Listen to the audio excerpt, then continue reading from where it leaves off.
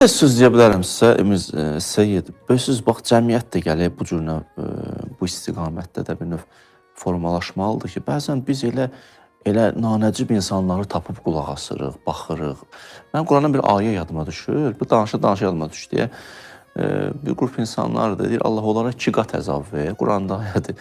Deyir, niyə? Deyir, onlar həm azdılar, həm bizi azdırdılar. Allah deyir, kullindir, elə sənə də 2 verəcəm. Deyir, niyə? Sən azdın, yaxşılığa tərk elədin. O qədər adamlar var ki, onlar məsələn, onlar danışdıqlarına qulaq assın, bura gəlib çatmazdı məsələn. Quranda bir ayə çıxdı qabağıma, maraqlı idi. Onun altında Məsumdan bir hədisi təslimdə çıxdı. Deyir ki, bi'ru muəttələ. Deyir, bəzi quyular, bəzi hasarlar var, söküldü, şəhərlər, quyular var, tərk oldu. Əhl-i-Beyt o ayənin axırında izah edəndə buyurur, bi'ru muəttələ bizi, tərk olunmuş quyular.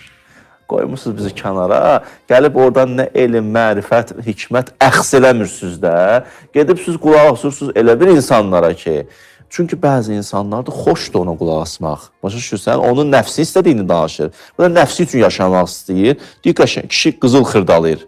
Qızıl deyir, amma nəfsi istədiyindir. Bir əsər oxudum, orada çıxdı, deyir ki, İmam Hüseynin yanında şəhid olanlar haqqında deyilən söz budur ki, əllədiyinə bəzələ muhacəhum dunəl Hüseyn. Onlar şəhid oldular Dunəl Hüseyn. Hüseynin yanında, vaxtında, zamanında.